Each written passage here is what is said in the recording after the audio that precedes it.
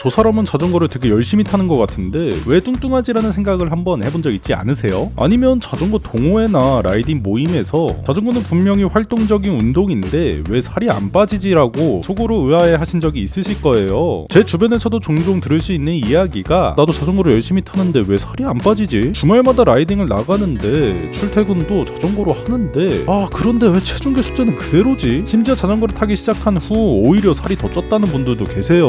오늘은 자전거를 타시는 분들이 왜 뚱뚱해지는지 현실적인 이야기를 나눠보려고 합니다. 첫 번째는 생각보다 칼로리 소모가 적다는 것입니다. 많은 분들이 자전거를 타면 엄청난 칼로리가 소모될 거라고 생각하시는데 그건 진짜 자전거를 전문적으로 타시거나 장거리 라이딩을 자주 나가야 칼로리가 많이 소모됩니다. 하지만 대부분의 사람들이 그렇게까지 타긴 힘들죠. 한 번은 이런 일이 있었어요. 자전거를 이제 막 입문한 사람이 1시간 동안 열심히 라이딩을 하고 나서 스마트워치를 보니까 300칼로리 정도밖에 소모하지 않았더라고요. 그런데 라이딩 후 먹은 햄버거가 500칼로리였어요. 특히 평지에서 여유롭게 타는 라이딩은 걷는 것보다 조금 더 나은 수준의 칼로리만 소모돼요. 시속 15에서 20km로 편안하게 타면 시간당 200에서 300칼로리 정도밖에 소모가 안 되거든요. 문제는 많은 분들이 1시간 탔으니까 엄청 운동했겠다라고 생각을 하시는데 실제로는 편의점 삼각김밥 하나 정도의 칼로리밖에 안 쓴 거예요. 정말 환장했던 에피소드도 있는데 3시간 동안 여유롭게 라이딩하고 나서 오늘은 운동 많이 했으니까 치킨과 맥주를 먹어야겠다 라고 말하시는 분들도 있는데 계산해보니까 라이딩으로 뺀 칼로리보다 치킨으로 먹은 칼로리가 3배 더 많았어요. 또한 자전거는 앉아서 하는 운동이라 생각보다 근육 사용량이 적어요. 주로 다리 근육만 사용하고 상체는 거의 가만히 있거든요. 특히 전기 자전거 타시는 분들은 더욱 칼로리 소모가 적을 수밖에 없죠. 두 번째는 라이딩 후에 더 많이 먹게 된다는 점이에요. 운동을 하고 나면 자연스럽게 식욕이 증가하게 되는데 특히 자전거는 야외에서 하다 보니 맛있는 음식의 유혹이 더 많아져요. 가장 기억에 남는 건 산을 힘들게 올라가서 오늘 정말 운동 많이 했다고 생각하고 정상에서 라면과 김밥을 먹는 거예요. 그런데 그 한 끼로 운동한 칼로리를 다 상쇄시켜버리죠. 이런 분도 계셨어요. 다이어트 목적으로 자전거를 시작했는데 라이딩 코스마다 맛집을 찾아다니게 되더라고요. 운동했으니까 먹어도 된다는 생각으로 더 많이 먹게 되는 거죠. 특히 장거리 라이딩을 하면 중간중간 보급을 해야 하는데 이때 먹은 음식들의 칼로리가 만만치 않아요. 에너지바나 스포츠 음료, 바나나 같은 이런 것들이 쌓이면 상당해요. 또한 라이딩 후에 동료들과 함께 식사하는 문화도 있어서 자연스럽게 더 많이 먹게 되는 경우가 많아요. 한 번은 이런 상황이 있었는데 아침 일찍 라이딩을 나가서 점심 때 돌아왔는데 아침을 못 먹고 나왔으니까 라며 점심을 평소보다 2배로 더 많이 먹더라고요. 심지어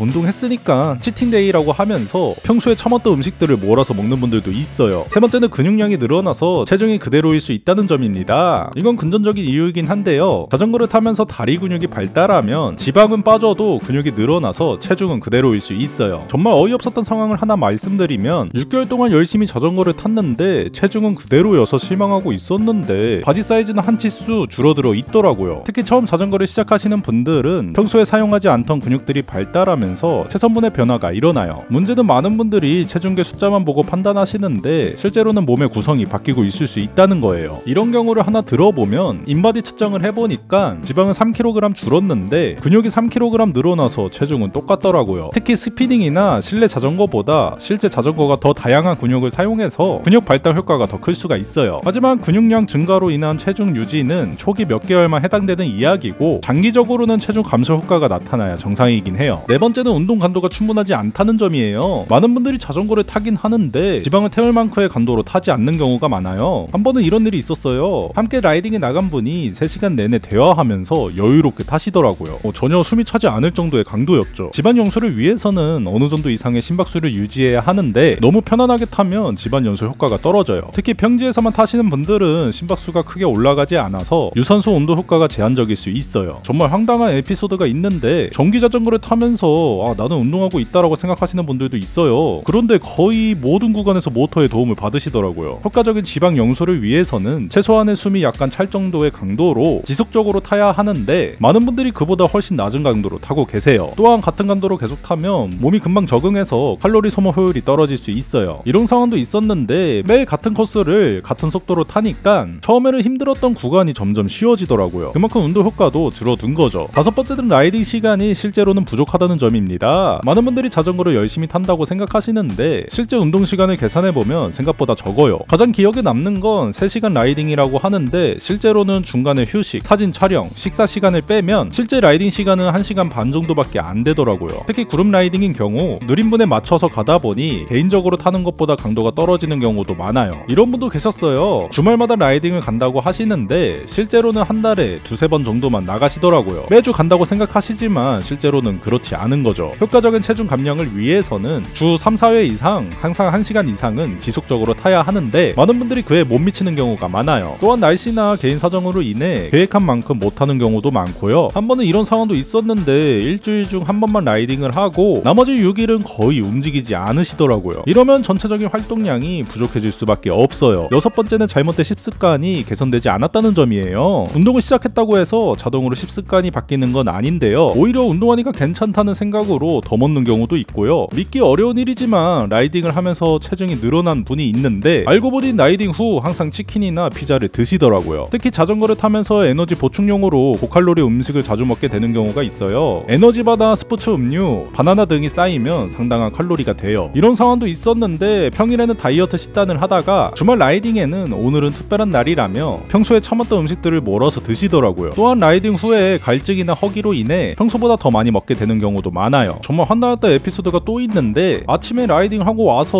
운동했으니까 라며 브런치로 팬케이크와 아이스크림을 드시는 분들을 봤어요. 문제는 운동만으로는 체중 감량에 한계가 있고 결국 식단 관리가 더 중요한데 이 부분을 간과하시는 분들이 많다는 거예요. 일곱 번째는 몸이 운동에 적응해서 효율성이 떨어진다는 점입니다. 처음 자전거를 시작할 때는 모든 것이 힘들어서 칼로리 소모도 많고 운동 효과도 좋아요. 하지만 시간이 지나면서 몸이 점차 적응하게 되죠. 한 번은 또 이런 일이 있었어요. 처음에는 10km만 타도 엄청나게 힘들었는데 몇 개월 후에 30km를 타도 별로 힘들지 않더라고요. 그만큼 몸이 효율적으로 변한 거죠. 이는 좋은 변화이긴 하지만 칼로리 소모 측면에서는 아쉬운 부분이에요. 같은 거리를 타도 예전만큼 에너지를 쓰지 않게 되거든요. 특히 같은 코스만 계속 타시는 분들은 몸이 그 패턴에 완전히 적응해서 운동 효과가 현저히 떨어질 수 있어요. 이런 분도 계셨어요. 매일 같은 코스를 1년 동안 타셨는데 처음 몇 개월 후부터는 체중 변화가 전혀 없더라고요. 또한 자전거 실력이 늘면서 더 효율적으로 페달링을 하게 되고 공기 저항을 덜 받는 자세를 취하게 되어서 예전만큼 에너지 소모를 하지 않게 돼요. 심지어 비싼 자전거로 바꾸면 더 가볍고 효율적이어서 같은 거리를 타도 더 적은 에너지로 갈 수 있게 되죠. 극단적인 예를 하나 들어보면 10만원짜리 하이브리드 자전거에서 500만원짜리 로드 자전거로 바꾼 후에 같은 코스가 너무 쉬워져서 운동이 안 되는 것 같다라는 분도 있었어요. 여덟 번째는 기초 대사율 변화나 나이의 영향입니다. 나이가 들면서 기초 대사율이 자연스럽게 떨어지게 되는데 이를 자전거 운동만으로 상쇄하기 어려울 수 있어요. 정말 억울한 상황을 하나 말씀드리면 20대와 똑같이 운동하고 식단 관리를 하는데 40대가 되니까 체중이 계속 늘어나더라고요. 특히 중년 이후에 자전거를 시작하신 분들은 젊을 때만큼 효과를 보기 어려울 수 있어요. 호르몬 변화와 근육량 감소 등의 영향으로요. 또한 스트레스나 수면 부족 같은 요인들도 체중 관리에 큰 영향을 미치는데 운동만으로는 이런 부분을 해결하기 어려워요. 이런 경우도 있었는데 야근이 많은 직장인이 주말에만 라이딩을 하는데 평일에 스트레스와 불규칙한 생활 패턴 때문에 운동 효과가 상쇄되더라고요. 특히 여성의 경우 생리 주기나 갱년기 등의 영향으로 같은 운동을 해도 체중 변화가 다를 수 있어요. 한 번은 이런 상황이 있었는데 갑상선기능 저하 등의 질환이 있으신 분이 아무리 운동해도 체중이 안 빠진다고 하시더라고요. 아홉 번째는 수분 저류나 염분 섭취 등의 일시적 요인들입니다. 체중계 숫자는 지방량뿐만 아니라 수분이나 근육, 내장 등의 모든 것을 포함하기 때문에 일시적으로 증가할 수 있는데요. 가장 기억에 남는 건 라이딩 후에 갈증으로 인해 많은 양의 스포츠 음료를 마시고 다음날 체중을 재니까 1kg이 늘어 있더라고요. 당연히 지방이 늘어난 게 아니라 수분 때문이었죠. 특히 장거리 라이딩 후에는 탈수를 방지하기 위해 평소보다 많은 수분을 섭취하게 되는데 이것이 일시적인 체중 증가로 나타날 수 있어요. 또한 라이딩 후에 염분이 많은 음식을 먹으면 몸에서 수분이 더 많이 저장하게 되어서 체중이 또 늘어날 수 있죠. 이런 분도 계셨어요. 라이딩 후에 라면을 먹고 다음날 체중을 재니까 2kg이나 늘어 있어서 엄청 속상해 하시더라고요. 하지만 며칠 후에는 원래대로 돌아왔어요. 특히 여성의 경우 생리 전후로 수분 저류가 생겨서 체중이 1, 2kg 정도 증가할 수 있는데 이를 모르고 운동 효과가 없다고 실망하시는 경우도 있어요. 또한 근육에 저장되는 글리코겐과 함께 수분도 저장되기 때문에 운동을 시작한 초기에는 오히려 체중이 늘 수 있어요. 열 번째는 비현실적인 기대와 조급함 때문이에요. 많은 분들이 자전거를 시작하면 한 달 안에 극적인 변화를 기대하시는데 현실은 그렇지 않아요. 정말 안타까운 상황을 하나 말씀드리면 2주 동안 열심히 라이딩을 하고 나서